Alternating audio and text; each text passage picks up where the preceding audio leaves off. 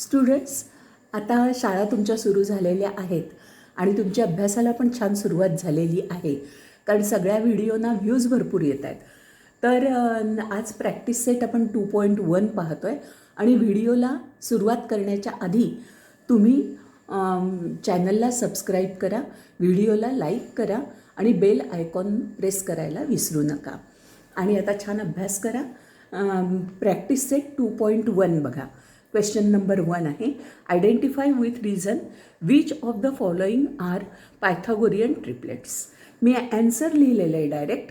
3, 5, 4, 5, 12, 13, 24, 70, 74, 11, 60, 61 R Pythagorean triplets. हे त्याचं उत्तर होतं, ते मी लिहून दाखवलं आहे.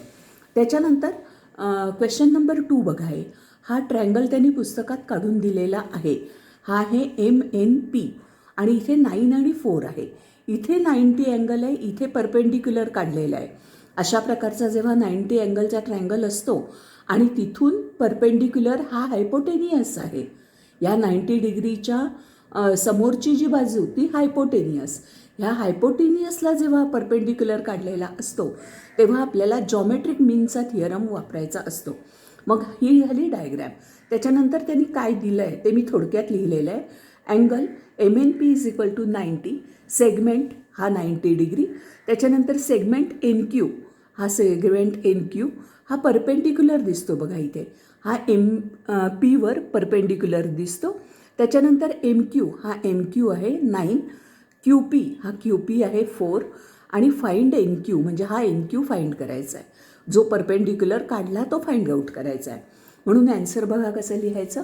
Bye theorem of geometric mean NQ² हा नियम झाला थोडक्यात. जॉमेट्रिक मीनचा नियम NQ² = MQ² + QP² हा नियम झाला. तो मी लिहून घेतला. NQ² = MQ × PQ. आता हा NQ सगळीकडे तसाच ठेवलेला आहे कारण तो आपल्याला काढायचा आहे. MQची व्हॅल्यू त्यांनी दिली आहे 9, PQची 4 दिले, 9 चोक 36, NQ² = 36.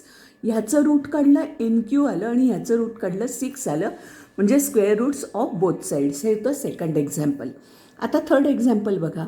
हा पण पुन्हा एकदा 90 डिग्रीचा ट्रँगल आहे, म्हणजे काटकोन त्रिकोण, थोडक्यात राईट अँगल ट्रँगल आहे. आणि आपल्याला इथे QR विचारलेला आहे. इथे दिलेलं काय आहे, हा 90 डिग्रीचा अँगल आहे. पुन्हा एकदा PM परपेंडिक्युलर, हा इथे परपेंडिक्युलर दिलेला आहे.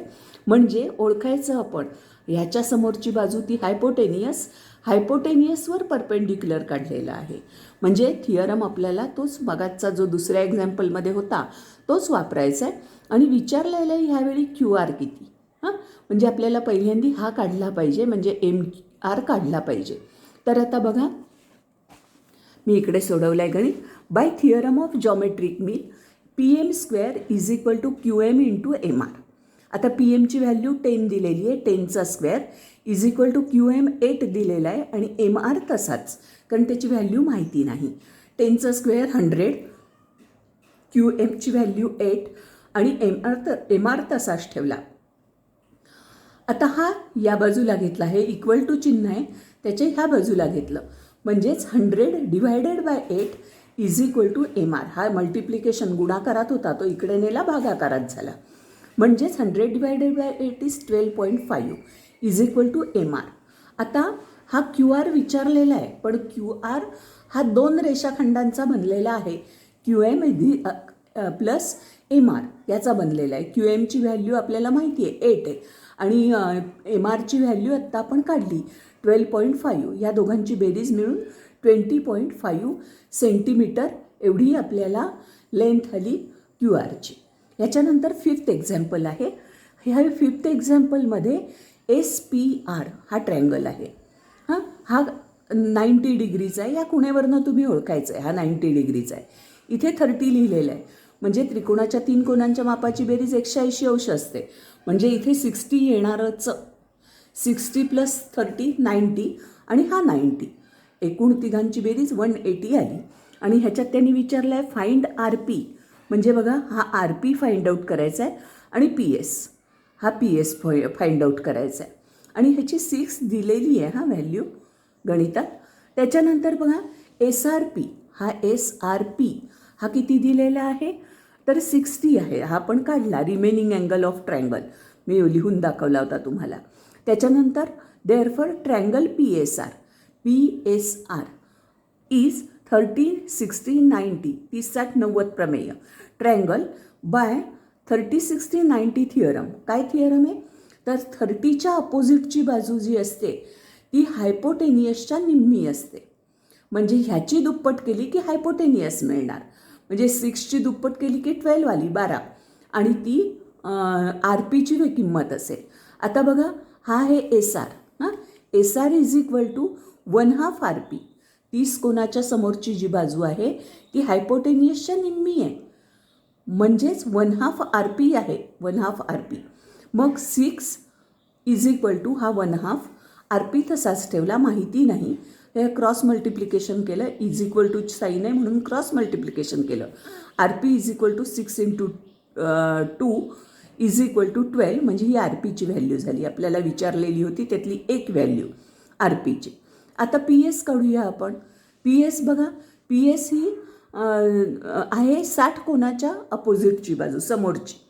म्हणजे 60 कोनाच्या समोरची बाजू ही हायपोटेनियसच्या √3 डिव्हायडेड बाय 2 एवढी असते. म्हणजेच PS is equal to √3 divided by 2 into RP. ही RPची व्हॅल्यू आपण 12 काढलेली आहे. बे एके बे बेसक 12, 2 1 जार 2, 2 6 जार 12. म्हणजे 6√3 ह्या इथे करूनच दाखवते मी. 2 1 जार 2, 2 1 जार म्हणून इथे 1 लिहिलं आणि 2 6 जार म्हणून बेसक 12, 6√3 6√3 याची व्हॅल्यू आली. PS is equal to 6√3 centimetre असं त्याचं उत्तर आलं. म्हणजे ही एक व्हॅल्यू आणि ही एक व्हॅल्यू. याच्यानंतर आपलं एक्झाम्पल आहे 5th एक्झाम्पल. बघा ही ॲक्टिव्हिटी आहे. परीक्षेला ॲक्टिव्हिटी विचारल्या जातात, त्यामुळे ह्या 2.1मध्ये 2 ॲक्टिव्हिटी आहेत आणि त्या 2 ॲक्टिव्हिटीवर तुम्ही लक्ष जास्त दिलं पाहिजे. हा ट्रँगल दिलेला आहे त्यांनी. हा ट्रँगल दिला आहे पण ह्या 2 खुणा दिल्या आहेत बघा. ह्या 2 बाजू एकरूप आहेत असं त्यांनी सांगितलं आहे. मी डायग्रॅममध्ये जरी दाखवल्या नसल्या तरी त्या आहेत, कारण का ह्या 2 समान खुणा आहेत. त्याच्यानंतर BAC is equal to 45. BAC म्हणजे हा 45 दिलेला आहे angle.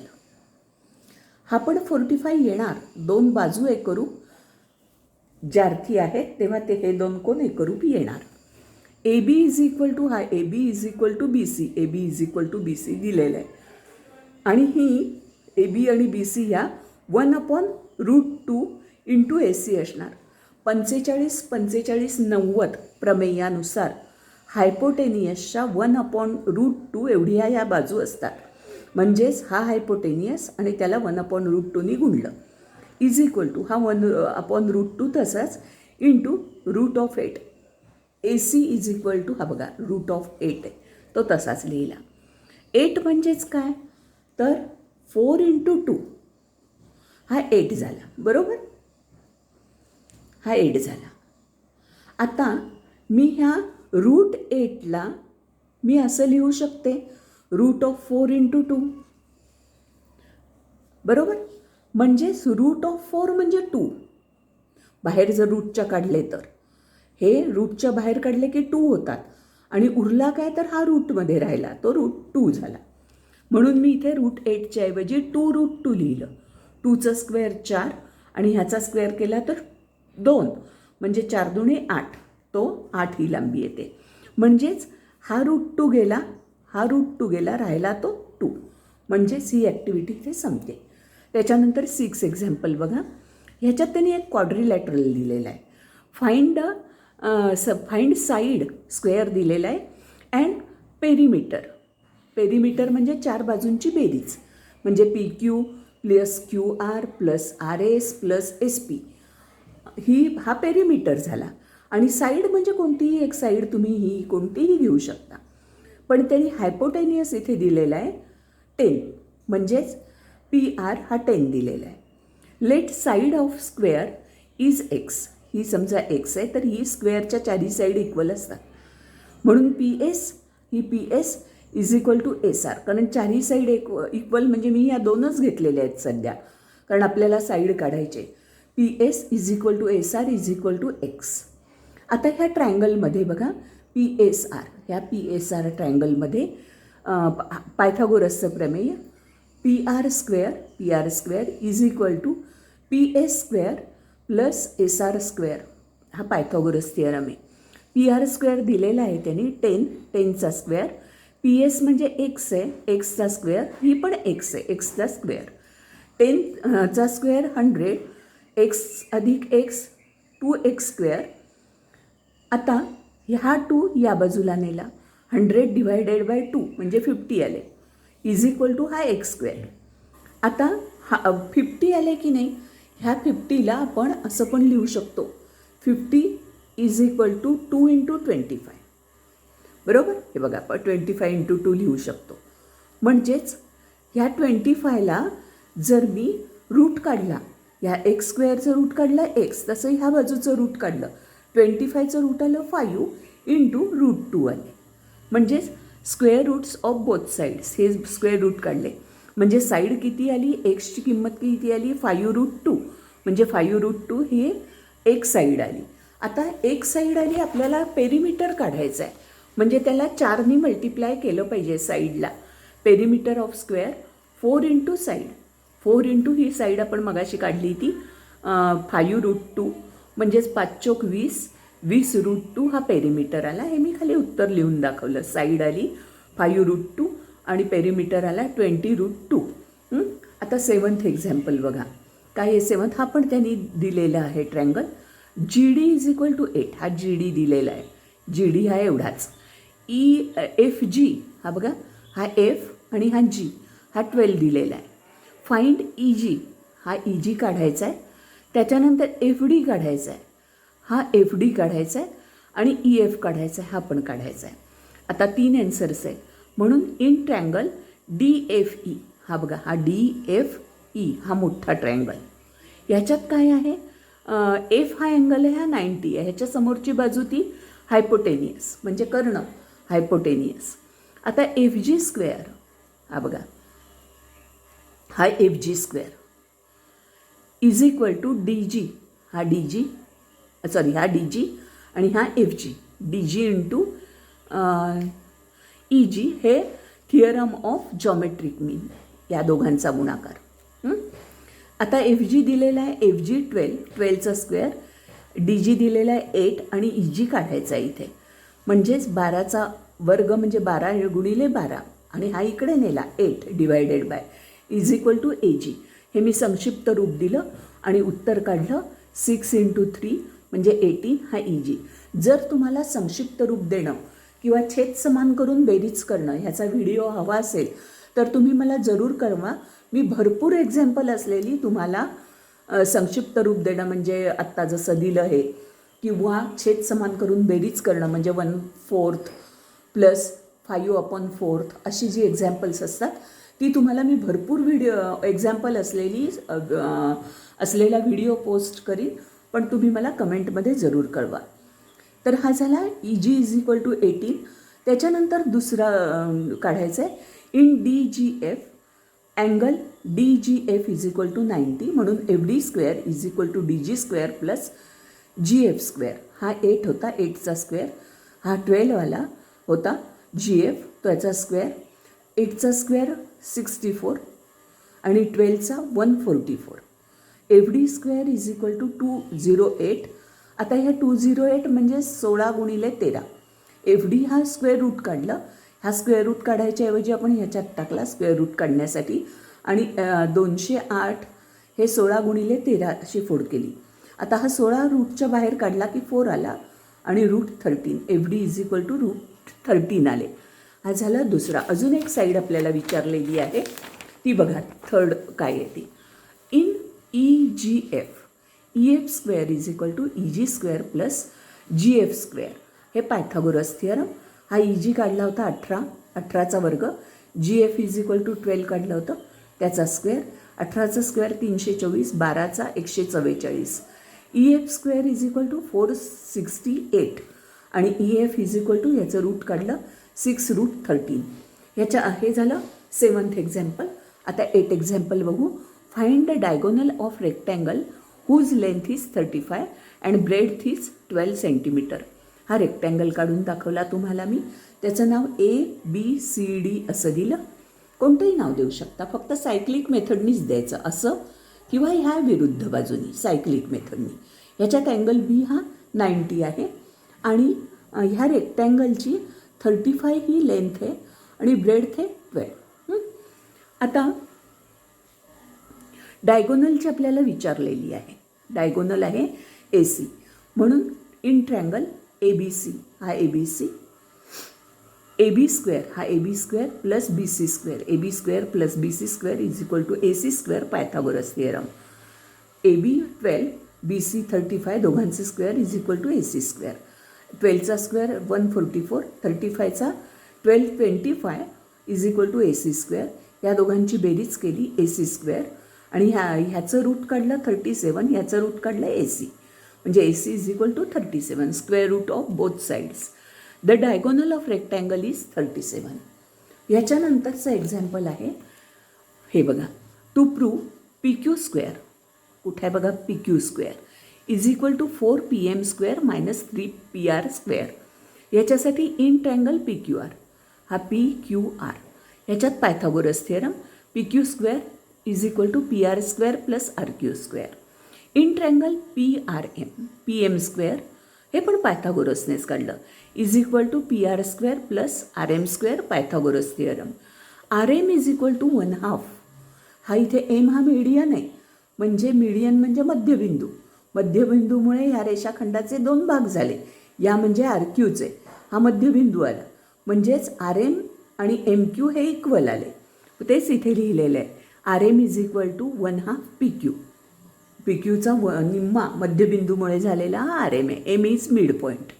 PM square is equal to PR square plus 1/2 RQ square. हा फ्रॉम इक्वेशन 2, हे इक्वेशन 2 त्याच्यावरून. PM square is equal to PR square plus ह्याचा स्क्वेअर 1/2चा स्क्वेअर 1/4 येणार. एकाचा वर्ग 1, दोनाचा वर्ग 4, RQचा स्क्वेअर. आता हा 4नी इकडे गुणलं, 4PM स्क्वेअर म्हणजे छेद समान करण्यासाठी आपण इथे क्रॉस मल्टिप्लाय केलं. PR square plus RQ square multiplying by 4 to equation 3. Equation 3ला ह्या सगळ्या इक्वेशनला 4ने गुणलं. 4PM स्क्वेअर हा is equal to 3PR square plus, आता ह्याच्यातनं 4मधनं एक वेगळा केला आणि हा PR इथे ॲड केला. हा एक जो केला तो ह्याच्यात ॲड केला, म्हणजे म्हणून 3 राहिला. 3PR स्क्वेअर आणि हा एक PR म्हटलं ना वेगळा केला, तो असा केला PR square plus RQ square. आता PR square plus RQ square म्हणजेच PQ square. 4PM square is equal to 3PR square आणि ह्या दोघांची बेरीज म्हणजे PQ स्क्वेअर. म्हणजेच हे आपल्याला विचारलेलंच होतं. 4PM स्क्वेअर हा आता ह्या बाजूला नेला, minus 3PR square is equal to PQ square. हे सिद्ध होतं. आता त्याच्यानंतर लास्ट एक्झाम्पल बघा काय आहे. हे एक्झाम्पल मी पूर्ण इथे लिहिलं नाही आहे, पण तुमच्या पुस्तकात आहेच.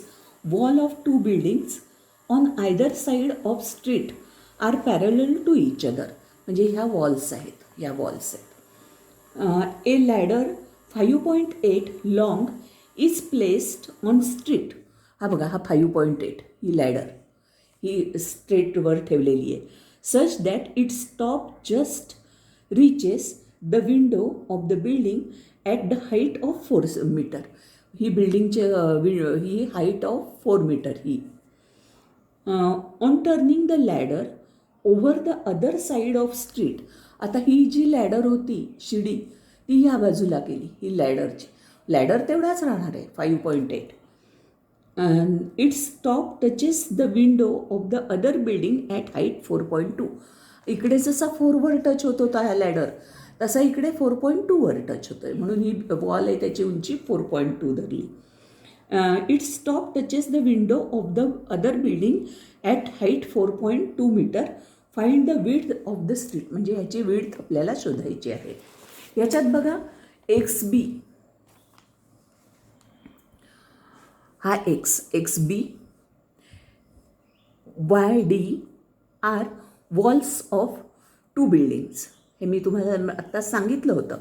ए C is and C E, हा A C and C E are first and second position of ladder. या शिडीची थोडक्यात position in triangle A B C. हा बघा ट्रँगल ए बी सी, हा triangle A B C. A C square परत पायथागोरसच आहे. इथे 90 डिग्री असणार, इथे पण 90, त्यामुळे पायथागोरस आपल्याला वापरता येतो.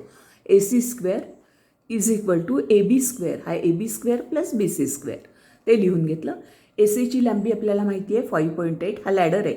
इज इक्वल टू ए बीची माहिती आहे 4 square plus B C square, म्हणजे 5.8चा स्क्वेअर म्हणजे 33.64, 4चा स्क्वेअर 16 आणि बी सी स्क्वेअर. आता हा इकडून मायनस केला आणि एन्सर काढलं. B C square is equal to 33.64 minus 16 आणि बी सीची व्हॅल्यू आली 4.2. लक्षात घ्या बी सीची व्हॅल्यू ही अर्धीच आलेली आहे, अजून आपल्याला काढायचे. In triangle E D C, पुन्हा एकदा Pythagoras, E C square is equal to E D square plus D C square. 5.8चा square is equal to 4.2 plus D C square. 5.8चा स्क्वेअर हा लिहिला, 4.2चा स्क्वेअर हा लिहिला, is equal to D C square. आता हा या बाजूला नेला म्हणून मायनस आले. C D square is equal to 16 आले. या दोघांची वजाबाकी केली तेव्हा 16 आले आणि C D is equal to 4 आले. आता B D is equal to, कारण आपल्याला पूर्ण याची लांबी विचारलेली आहे, B D is equal to B C plus C D, म्हणजे ह्या दोघांची बेरीज 8.2 आली. म्हणजे रस्त्याची रुंदी जी विचारली होती बी डी ती 8.2 आली. इथं आपला हा 2.1 हा क्वेश्चन सेट संपतो. आणि तुम्हाला कोणते जर अजून काही शंका असतील किंवा तुम्हाला व्हिडिओ आवडतात तर तशी कमेंट करा, मला त्यामुळे बरं वाटतं आणि मग मी आणखीन व्हिडिओ तुमच्यासाठी खास स्पेशल घेऊन येईन. आणि तुम्हाला जर कोणता वेगळा हवा असेल तरीही कळवा, मी नक्की तो व्हिडिओ तुमच्यासमोर आणीन. धन्यवाद.